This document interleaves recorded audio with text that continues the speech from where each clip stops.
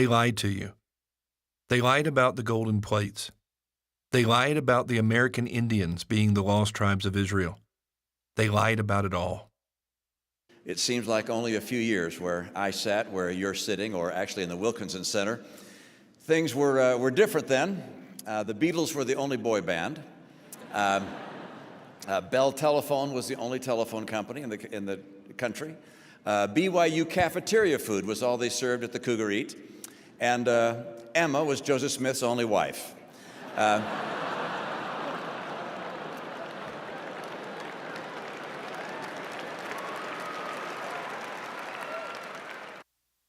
sad reality is that there is a lie that many former Mormons still believe. If Mormonism isn't true, no church is true. They beat it into your head that they were the only true church. Your testimony has grown that this is the only true and living church on the earth today. I am a member of the only true church upon the face of the earth. The only true and living church upon the face of the whole earth. The Lord has declared that the Church of Jesus Christ of Latter-day Saints is the only true and living church upon the face of the whole earth. Having seen through their lies, many former Mormons believe atheism is their only reasonable alternative. But atheism is just as much a lie as Mormonism if you only dare to examine the facts. Like the Mormons, atheists love to present themselves as victims, even if they have to rewrite history to do so. This is especially true when it comes to the subject of evolution. Most American high school students have been forced to watch Inherit the Wind. Despite changing the names, the film claims to be a faithful account of the Scopes monkey trial. An earnest high school teacher is jailed and threatened by fundamentalist Christians for daring to teach evolution contrary to Tennessee state law. Good morning, young ladies and gentlemen.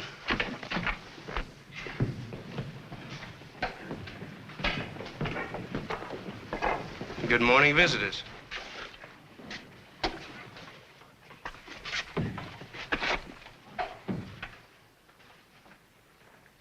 For our science lesson for today, we will continue our discussion of Darwin's theory of the descent of man. Now, as I told you yesterday, Darwin's theory tells us that man evolved from a lower order of animals. From the first wiggly protozoa here in the sea, to the ape, and finally, to man. Now, some of you fellows out there are probably going to say that's why some of us act like monkeys. But what Mr. Charles Darwin was trying to tell us in his own way... Bertram T. Cates. Come off it, Sam. You've known me all my life. Bert, you're charged with violation of Public Act 31428, Volume 37, Statute Number 31428 of the State Code, which makes it unlawful for any teacher of the public schools to teach any theory that denies the creation of man as taught in the Bible, and to teach instead that man has descended from a lower order of animals. Bertram Cates, I hereby place you under arrest.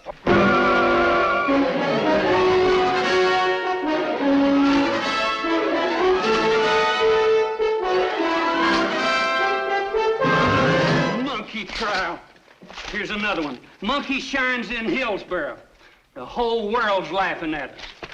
Look, from Chicago. Heavenly Hillsboro. Does it have a hole in its head, or its head in a hole? I'm telling you, we've gone too far. Let them laugh. We fighting the Lord's battle, ain't we, Reverend? Well, I'd decide rather have some heathen a-laughing at me than to have my sons a-laughing at my Bible. Like Mormon histories, atheist ones fall apart on closer examination. Tennessee had passed a law for public schools that made it a misdemeanor to teach that humans had evolved from apes. But the governor insisted that it would never be enforced. Despite this, the American Civil Liberties Union announced that they were looking for a test case and would defend anyone accused of teaching evolution.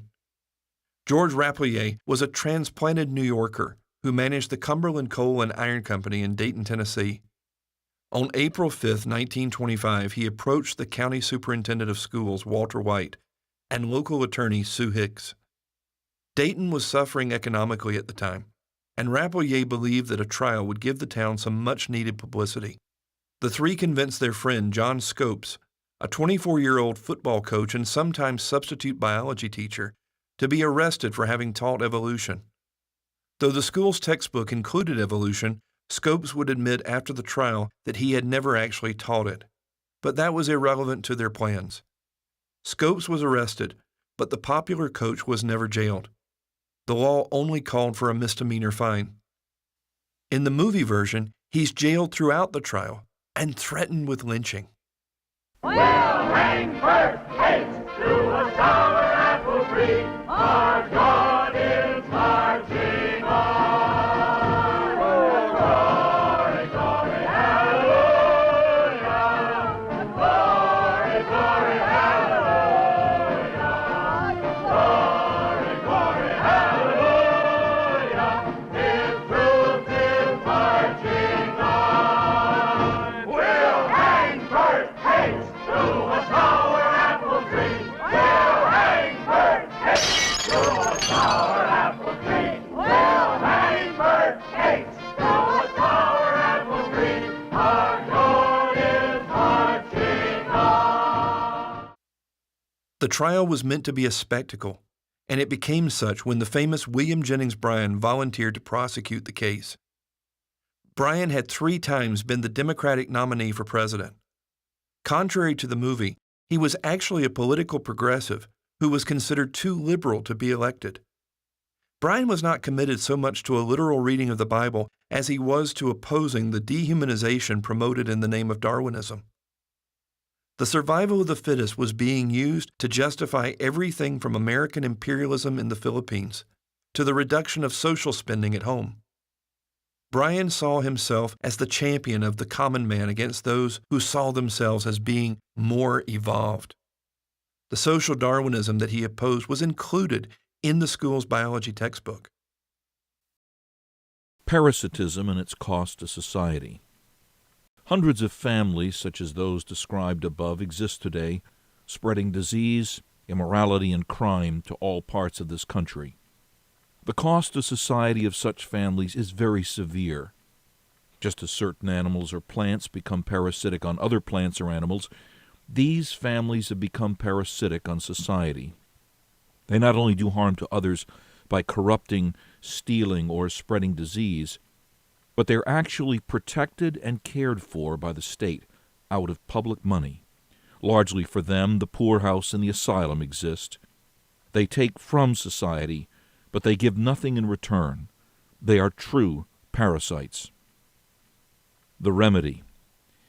If such people were lower animals, we would probably kill them off to prevent them from spreading.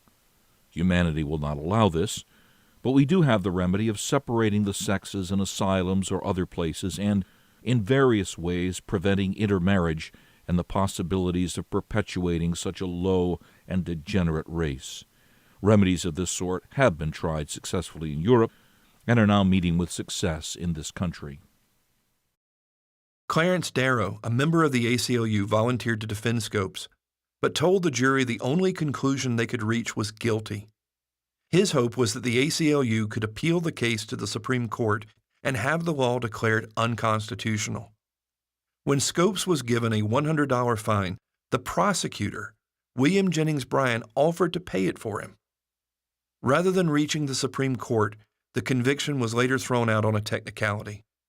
Rather than being a victim, John Scopes would later say, I have often said that there is more intolerance in higher education than in all the mountains of Tennessee. When retelling this story, atheists turn a publicity stunt into a near lynching. They also gloss over the details as to what was taught by the textbook in question. The races of man. At the present time, there exist upon the earth 5 races or varieties of man, each very different from the other in instincts, social customs, and to an extent in structure. These are the Ethiopian or Negro type, originating in Africa, the Malay or brown race from the islands of the Pacific, the American Indian, the Mongolian or yellow race, including the natives of China, Japan, and the Eskimos, and finally, the highest type of all, the Caucasians, represented by the civilized white inhabitants of Europe and America. Just as the Mormons whitewashed their racist past, so do the atheists. Social Darwinism and scientific racism were not misunderstandings of Darwin, but what he taught as the inevitable conclusions of his theories. With savages, the weak in body or mind are soon eliminated, and those that survive commonly exhibit a vigorous state of health. We civilized men, on the other hand, do our utmost to check the process of elimination. We build asylums for the imbecile, the maimed, and the sick. We institute poor laws, and our medical men exert their utmost skill to save the life of everyone to the last moment. There is reason to believe that vaccination has preserved thousands who, from a weak constitution, would formerly have succumbed to smallpox. Thus, the weak members of civilized societies propagate their kind. No one who has attended to the breeding of domestic animals will doubt that this must be highly injurious to the race of man. It is surprising how soon a want of care or care wrongly directed leads to the degeneration of a domestic race. But excepting in the case of man himself, hardly anyone is so ignorant as to allow his worst animals to breed. Considering the horror of what was done by Hitler in the name of helping evolution along, it shouldn't surprise us that Richard Dawkins seeks to distance Darwin from him. I should here mention the popular canard about Hitler being inspired by Darwin. It comes partly from the fact that both Hitler and Darwin were impressed by something that everybody has known for centuries. You can breed animals for desired qualities. Hitler aspired to turn this common knowledge to the human species. Darwin didn't. His inspiration took him in a much more interesting and original direction. Darwin's great insight was that you don't need a breeding agent at all. Nature, raw survival or differential reproductive success, can play the role of breeder. As for Hitler's social Darwinism, his belief in a struggle between races, that is actually very un-Darwinian. For Darwin, the struggle for existence was a struggle between individuals within a species, not between species, races, or other groups. Don't be misled by the ill-chosen and unfortunate subtitle of Darwin's great book, The Preservation of Favored Races in the Struggle for Life. It is abundantly clear from the text itself that Darwin didn't mean races in the sense of a group of people, animals or plants, connected by common descent or origin. Is Dawkins telling us the truth? Let's see what Charles Darwin actually said. At some future period, not very distant, as measured by centuries, the civilized races of man will almost certainly exterminate and replace throughout the world the savage races.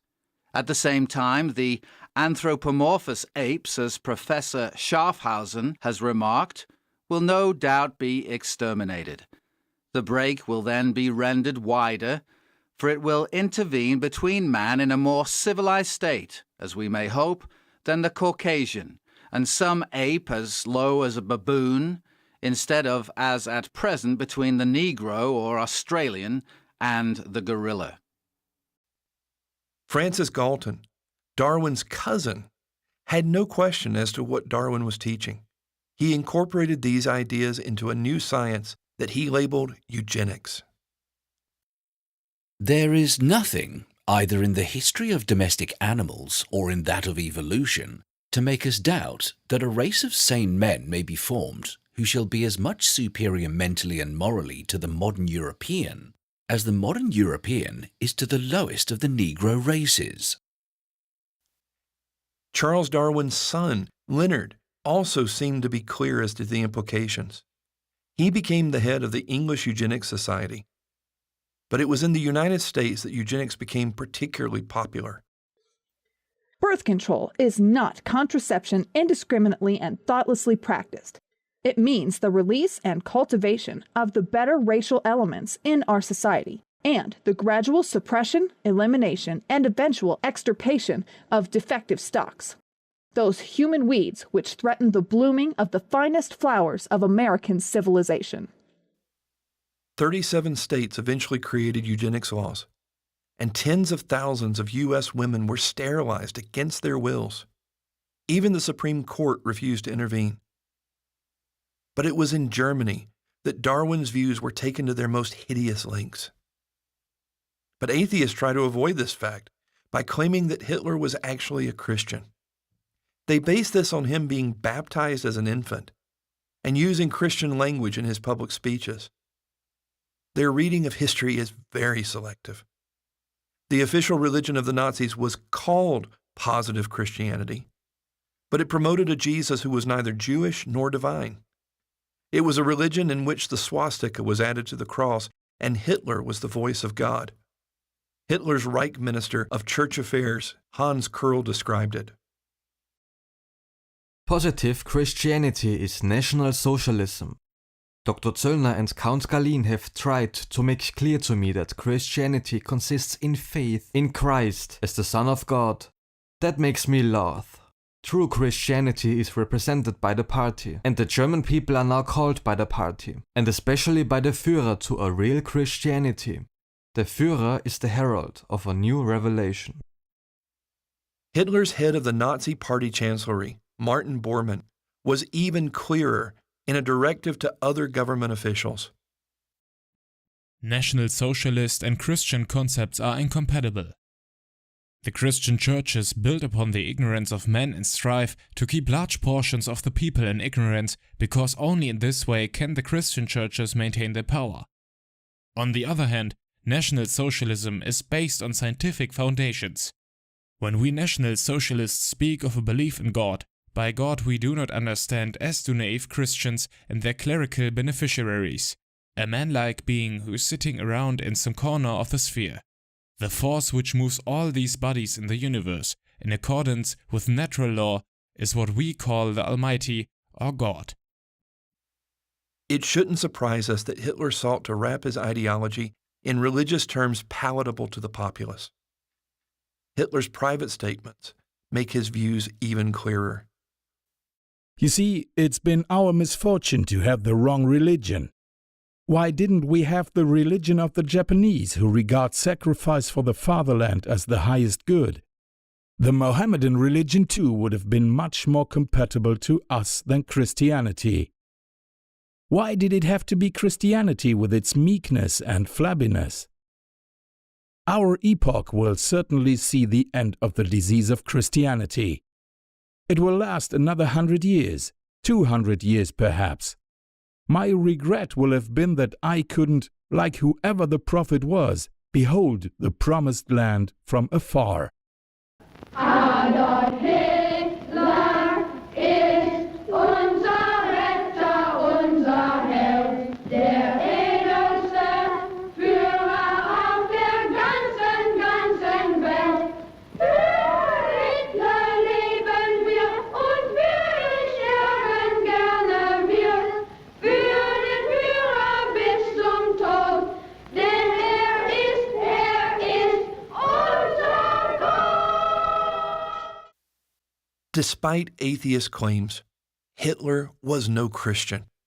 He was actively hostile to the Jesus of the Bible. Whether or not he should be seen as a strict atheist or a pantheist is a matter of debate. But even Richard Dawkins will sometimes admit that he really was a Darwinian. Now, you are right when you say that aspects of what Hitler tried to do could be regarded as arising out of Darwinian natural selection. That's exactly why I said that I despise Darwinian natural selection as a motto for how we should live. I tried to say we should not live by Darwinian principles, but Darwinian principles explain how we got here and why we exist in the scientific sense. Regardless of how faithful a Darwinist Hitler may or may not have been, admitted atheist killed over 100 million people in the last 100 years. Despite endless blogs and YouTube videos claiming the contrary, they did it in the name of atheism, in their pursuit of a society free from religion. It was part of their war against religion in general and Christianity in particular. Religion is the opium of the people. The abolition of religion as the illusory happiness of the people is the demand for their real happiness. We have no compassion, and we ask no compassion from you. When our turn comes, we shall not make excuses for the terror. Atheism is the natural and inseparable part of communism. By May 1st, 1937, there should be no one single church left within the borders of Soviet Russia, and the idea of God will have been banished from the Soviet Union as a remnant of the Middle Ages. We will substitute materialism for idealism and atheism for theism. Monks are tapeworms gnawing out the bowels of society. If you prostrate yourself before the Buddha, you are only groveling before cement. For the Onkar, there is no God, no religious beliefs, no supernatural. What has atheism brought? The Soviet gulags, the Berlin Wall, Mao's Cultural Revolution, and the killing fields of Cambodia. In spite of all this, atheists act like the Mormons. They ignore their own history and demonize their critics. One of the reasons why I have the lurid subtitle I do, my book, Religion is a Poison, is that it makes ordinary moral people, compels them, forces them, in some cases orders them, to do disgusting, wicked, unforgivable things. There's no expiation for the generations of misery and suffering that religion has inflicted in this way and continues to inflict, and I still haven't heard enough apology for it. There is a logical progression that goes from believing in faith, having faith that your God tells you to do something, and doing terrible deeds like suicide bombing, like flying planes into skyscrapers. The vast majority of people of faith don't do such terrible things. But those people who do terrible things do it believing that they are righteous and good, and they think that they're doing the will of their God. So they're not evil people, they're actually good people by their own lights. They believe they're doing good things, and that's why religion is evil, because it can make you do evil things believing that they are good. Mormons exaggerate the 20 people killed in the Missouri War while ignoring the more than 120 people they killed at Mountain Meadows. Atheists fixate on 20 people killed in Salem over 300 years ago, while ignoring the more than 100 million they've killed in just the last 100 years. The new atheists, such as Dawkins and Hitchens, seek to distance themselves from these horrors through a bit of intellectual dishonesty. They argue that anything done in the name of any deity condemns all religions. But any evil done in the name of atheism is only the act of an individual. They seek to define atheism as only a rejection of God, so that no one can ever criticize it as a system. The reality is that they are putting forth their own world and life view that is just as comprehensive as any religion. Their atheism has its own creation story, its own sense of progress, and its own moral system. It may not have a God, but then again, neither does Buddhism.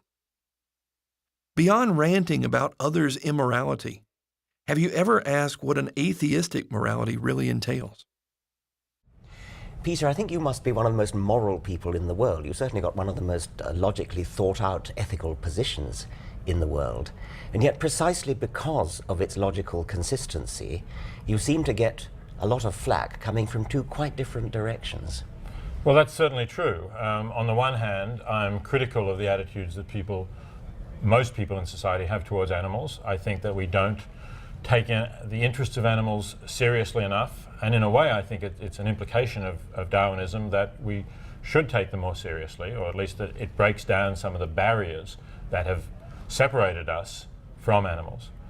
But on the other hand, because I don't think that humans are special just in virtue of being a member of the species Homo sapien, I think that if you have humans who are, for example, severely damaged at birth, that it's not wrong to end their lives. So I think that in some cases, human beings don't have a right to life because they don't have the possibility of having a worthwhile and meaningful life. And so, of course, I get flack from conservative moralists and conservative Christians from that perspective.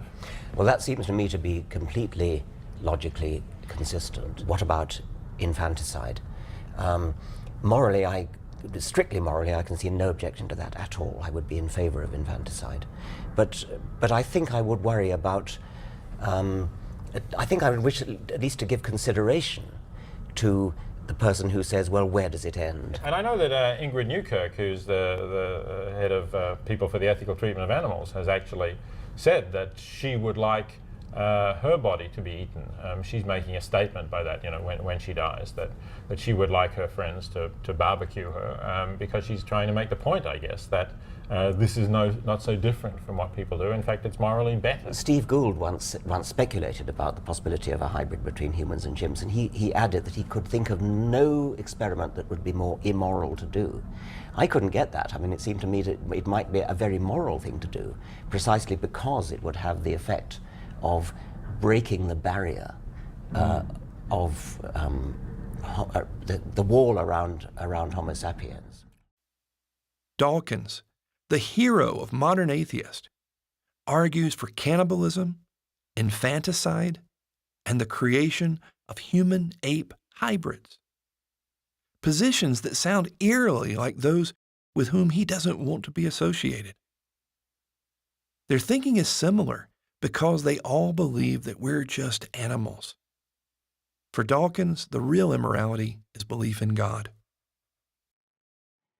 The God of the Old Testament is arguably the most unpleasant character in all fiction, jealous and proud of it, a petty, unjust, unforgiving control freak, a vindictive, bloodthirsty ethnic cleanser, a misogynistic, homophobic, racist, infanticidal, genocidal, filicidal, pestilential, megalomaniacal, sadomasochistic, capriciously malevolent bully. Don't ever tell a child you belong to this religion. That is child abuse. Have you ever thought through what Dawkins is saying? If parents teaching their children religion is child abuse, then shouldn't the state stop it? What happens when parents refuse to give over their children to the state? What should the state do then? Every atheistic despot has argued that imprisoning and killing people was for the public good. They've argued that religion is the enemy of a rational and good society. It is supposedly religion that keeps society from evolving into something better. We've already heard that Dawkins sees no problem with infanticide. So where would he really stop? Stalin had the power to impose his morality. What would the world look like if Dawkins had the power to impose his? The world has never before known a godlessness as organized, militarized, and tenaciously malevolent as that preached by Marxism. Within the philosophical system of Marx and Lenin, and at the heart of their psychology, hatred of God is the principal driving force, more fundamental than all their political and economic pretensions. Militant atheism is not merely incidental or marginal to communist policy. It is not a side effect, but the central pivot. To achieve its diabolical ends, communism needs to control a population devoid of religious and national feeling, and this entails a destruction of faith and nationhood. Many former Mormons assume that if they've been duped by a counterfeit, there can be no genuine church. So they trade one set of lies for another. Please be honest. Do you really know any more about the specific mechanisms of macroevolution than you knew about Kolob? Do you really scrutinize Dehlin, Hitchens, and Dawkins any more than you did Monson, Eyring, and Uchtdorf? You get frustrated that Mormons won't listen to their critics. Are you honest enough to listen to yours? We can point you to resources that answer atheism's claims far more thoroughly. But so long as your conception of God is rooted in Mormonism, none of it will make sense. We ask you to watch An Earnest Plea to Latter-day Saints. The first part deals with the historic lies of Mormonism. The last portion compares Mormonism with the Bible and demonstrates that the Bible presents a radically different God and a radically different gospel. The God of Mormonism cannot stand up to the critiques of atheism because he is a fiction. The God of the Bible devastates Mormonism and atheism. Will you recognize the historic face of atheism? Or will you, like the Mormons, try to avoid criticism by ignoring your history and redefining your beliefs? Will you really listen to your critics, or will you continue to believe the lies that you were taught as a Mormon? Will you consider what we have to say? Or will you just bear your testimony that you know atheism is true? We implore you to watch our video. Consider the faith hated by Joseph Smith and Joseph Stalin. The only ones who should have anything to fear from the truth are liars. Jesus said that in spite of all the lies in the world, there is truth, and the truth will make us free.